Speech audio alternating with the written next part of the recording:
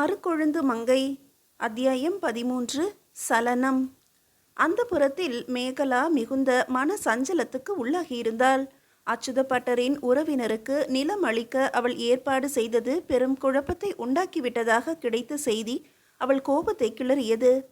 இவை எல்லாவற்றுக்கும் மேல் அவளுடைய மனதை மிகவும் அலைக்கழித்தது இரவு அவள் கண்ட காட்சிதான். இரவு தூங்கிக் கொண்டிருந்த வேளையில் ஏதோ ஒரு இனிமையான கனவுலகில் சஞ்சரித்து கொண்டிருந்த போது சாளரத்தின் வழியே ஒரு அழகனின் முகம் தெரிந்ததை எண்ணி எண்ணி குழம்பினாள். தான் கண்ட காட்சி கனவிலா அல்லது நனவிலா என்பதை முடிவு செய்ய முடியவில்லை. அந்த அழகான முகம் சாளரத்தின் வழியே அவளை உற்று பார்த்து கொண்டிருந்ததாக உணர்ந்தாள். அவள் தூக்க கலக்கத்திலிருந்து முற்றும் விடுபட்டு எழுவதற்குள் அந்த முகம் மறைந்து விட்டது. எழுந்து விளக்கை ஏந்தியவாறு பக்கத்து அறைக்கு சென்று பார்த்தாள். அங்கு யாரும் இல்லை. சுரங்க பாதையின் வாசலை சோதித்து பார்த்தாள். வாசலை அடைத்திருந்த கல் அடைத்தபடியே இருந்தது. தாதிகளை எழுப்பி விசாரித்தாள். அந்த புறம் முழுவதையும் சோதிக்க சொன்னால் ஒரு தடயமும் இல்லை. எல்லாம் கனவின் கோளாறுதான் என்று முடிவு செய்தாள். ஆனாலும் அந்த அழகனின் முகத்தை அவளால் மறக்க முடியவில்லை. நினைவில் குறுகுறுத்து கொண்டே இருந்தது. நிஜமான மனித முகம் போலல்லவா தெரிந்தது. எவ்வளவு அழகு! கண்களில்தாம் எவ்வளவு காந்தம்! ஒரு நீண்ட பெருமூச்சு விட்டாள்.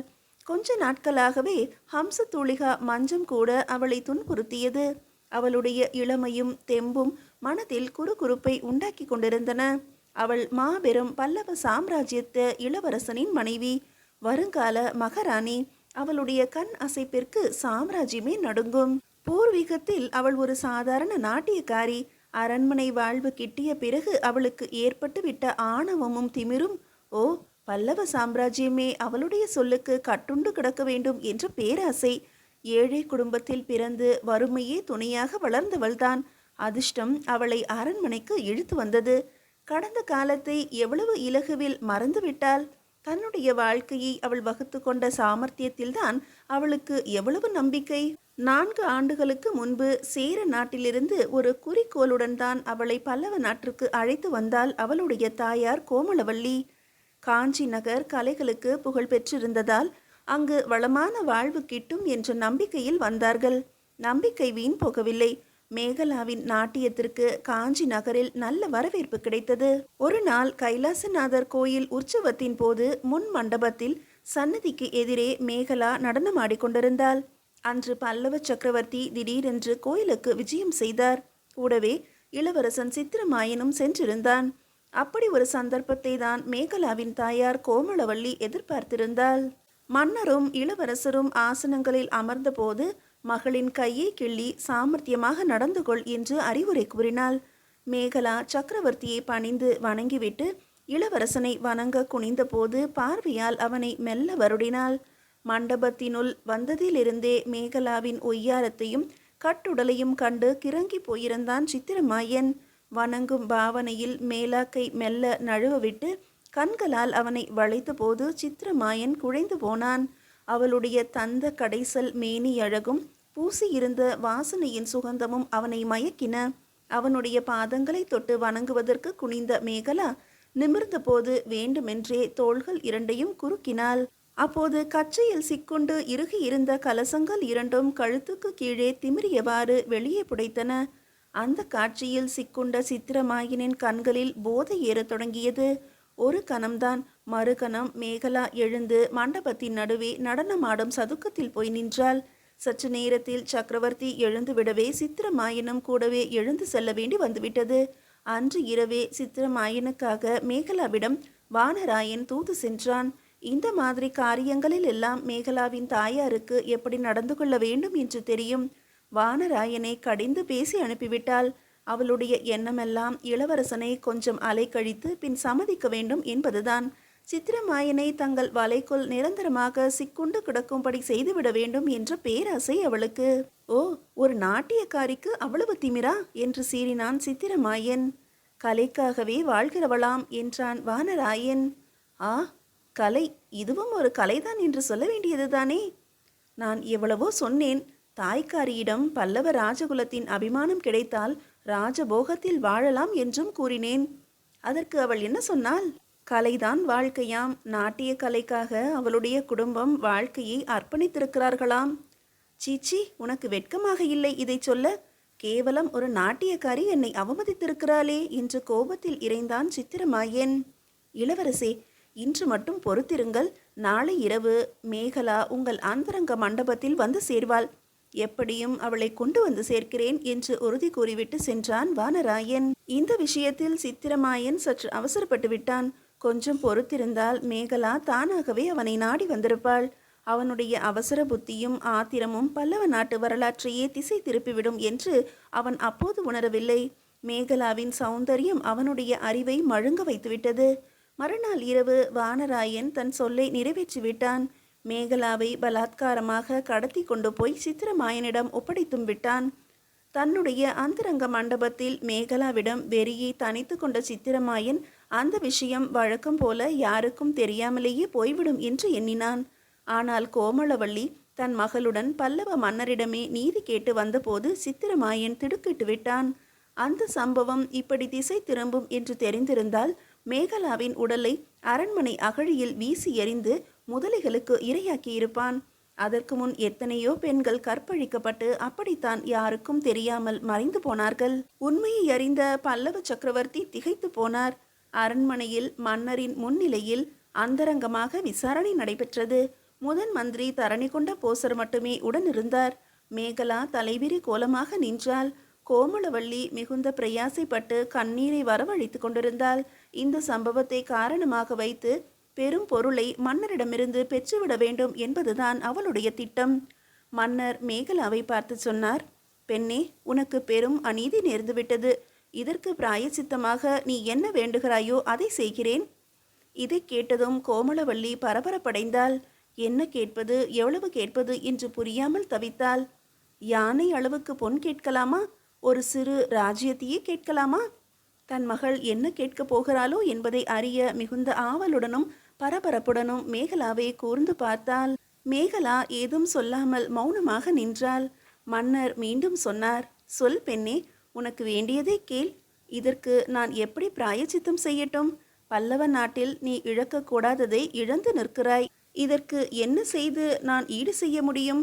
பல்லவ நாட்டு பொக்கிஷம் பூராவும் வேண்டுமா? கேள். நிலம் வேண்டுமா? கேள் பெண்ணே. மன்னரை மெல்ல நிமிர்ந்து பார்த்தாள் மேகலா. அரசே, நான் இழந்ததை மீட்டு தாருங்கள், அது போதும் என்றாள். பல்லவ மன்னர் புரியாமல் விழித்தார். கோமளவள்ளியும் திடுக்கிட்டாள். மகளின் காதருகே குனிந்து ரகசியமாக, அட முட்டாள் பெண்ணே, புத்தி கெட்டு போய் எதையோ கேட்கிறாயே, மலையளவு பொன் கேள், மாட மாளிகை கேள் என்றாள். மேகலா தாயாரின் சொல்லை லட்சியம் செய்யாமல் மன்னரையே கூர்ந்து நோக்கினாள். மன்னர் குழம்பினார். பெண்ணே, நடக்க முடியாததை பற்றி பேசுகிறாயே. உடலை விட்டு போன உயிரை மீண்டும் தர முடியுமா? அதுபோல் தானே கற்பும். உனக்கு நேர்ந்துவிட்ட இந்த இழப்பு கொடுமையானது. ஆனால் இழந்து போனதை எப்படி அம்மா என்றார். மேகலாவின் பார்வையில் தீவிரம் தோன்றியது. அரசே, போன உயிரை மீள வைக்க முடியும். சாவித்ரி சாதித்திருக்கிறாளே. அரசே, நான் இழந்ததையும் மீட்க முடியும் என்றாள். அவளுடைய பேச்சின் அர்த்தம் புரியாமல் மன்னர் குழம்பினார். ஆனால் முதன் மந்திரி தரணி கொண்ட போசர் புரிந்து கொண்டு திகைப்படைந்தார். மன்னரின் காதருகே குனிந்து, அரசே, அவசரப்பட்டு எதையும் வாக்களித்து விட வேண்டாம் என்றார். மந்திரியாரே, இந்த பெண்ணுக்கு நீதி வழங்க வேண்டிய கட்டத்தில் இருக்கிறேன். இவள் எது கேட்டாலும் நாம் கொடுத்து தீர வேண்டிய நிலையில் நம்மை வைத்து விட்டான் சித்திரமாயன் என்று மன்னர் கூறிவிட்டு மேகலாவிடம் திரும்பி, பெண்ணே, நீ இழந்ததை மீட்டுத் தரும் சக்தி கடவுளுக்கே இல்லை அம்மா என்றார். அரசே, ஆனால் அந்த சக்தி தங்களுக்கு இருக்கிறது என்றாள் மேகலா. ஓ, அப்படி நீ நம்பினால் என்னால் முடியுமானால் நான் இந்த பல்லவ சாம்ராஜ்யத்தையே பணயமாக வைத்தேனும் உன் எண்ணத்தை நிறைவேற்றி வைக்கிறேன். நன்றாக சிந்தித்து பேசு பெண்ணே. இழந்த கற்பை மீண்டும் பெறுவதாவது? பெற முடியும் என்றாள் மேகலா உறுதியுடன். சரி, வழியை சொல் என்றார் மன்னர். தரணி கொண்ட போசர் இடைமறித்தார். பெண்ணே, நீ என்ன கேட்பதாக இருந்தாலும் அது பல்லவ குலத்திற்கோ சாம்ராஜ்யத்துக்கோ கேடு விளைவிப்பதாக இருக்கக்கூடாது என்றார். மேகலா கோபத்துடன் அவரை உறுத்து பார்த்தாள். மந்திரி அவர்களே, உயிரினும் மேலான மானத்தை இழந்து நீதி கேட்டு நிற்கிறேன். இந்த வேளையில் உங்களுக்கு குலப்பெருமையும் ஆட்சியும் தான் முக்கியமாக தோன்றுகிறது. பல்லவ குலத்தின் பெருமை எனக்கு இழைத்திருக்கும் கொடுமையிலேயே தெரிகிறதே என்று கூறி அலட்சியமாக சிரித்தாள். பல்லவ மன்னர் கூசி குறுகி தலை கவிழ்ந்தார். தரணி கொண்ட போசர் அவளுடைய ஆவேசத்தை கண்டு துணுக்குற்றார். தன்னுடைய குலத்தை பற்றி ஒரு நாட்டியக்காரி பேசும்படி ஆகிவிட்டதே என்ற எண்ணத்தில் மன்னர் மனம் வெதும்பினார். பெண்ணே, மந்திரி அவருடைய கடமையை செய்கிறார். அவருக்கு இந்நாடும் பல்லவ குலமும் தான் முக்கியம். கோபம் கொள்ளாதே, என்ன பிராயச்சித்தம் என்பதை மட்டும் சொல் என்றார். மன்னர் பிரானே, கற்பு இழந்தவள் என்னும் பழியிலிருந்து என்னை விடுவியுங்கள். இதுதான் நான் கேட்கும் பிராயச்சித்தம் என்றாள் மேகலா. அப்போதும் தரணி கொண்ட போசர் குறுக்கிட்டு ஏதோ சொல்ல முனைந்தார். மன்னர் கையமர்த்தி அவரை தடுத்துவிட்டு மேகலாவை பார்த்து, எப்படி என்று இன்னும் நீ சொல்லவில்லையே என்றார். யாரிடம் நான் கற்பை இழந்தேனோ அவரை எனக்கு கணவராக்கி விடுங்கள். இதை கேட்டு மன்னர் திகைத்து போய் அவளை வெறிக்க பார்த்தார். அவருடைய உடல் சிறிது நடுங்கியது. பேச்சு எழவில்லை. பெரும் அதிர்ச்சியினால் தாக்குண்டவர் போல ஓய்ந்து விட்டார் மன்னர். கோமளவள்ளிக்கு வியப்பு தாழவில்லை. தன் மகளின் சாதுரியத்தை எண்ணி உள்ளூர பெருமகிழ்ச்சி அடைந்தாள். தரணி கொண்ட போசர் கோபத்துடன் மேகலாவை நெருங்கி சென்று, பெண்ணே, நீ என்ன கேட்கிறாய் என்பதை புரிந்து கொண்டுதானே கேட்கிறாய் என்றார். மந்திரி அவர்களே, இதைவிட வேறு வழி இருக்கிறதா? என் மீதுள்ள கரையை துடைக்க இதைவிட வேறு நல்ல வழி இருந்தால் தாங்களே மன்னர் பிரானிடம் கூறுங்களேன் என்றாள். அவளுடைய சாதுரியத்தை எண்ணி முதன் மந்திரி மலைத்து போனார். அவரால் பதில் கூற இயலவில்லை. சற்று நேரம் மௌனம் நிலவியது. மன்னனின் மனம் மிகுந்த குழப்பத்தில் சிக்கி இருந்தது. தரையை பார்த்தவாறே அமர்ந்திருந்தார். யாருக்கும் அங்கு நிலவிய அமைதியை குலைக்கும் தைரியமில்லை.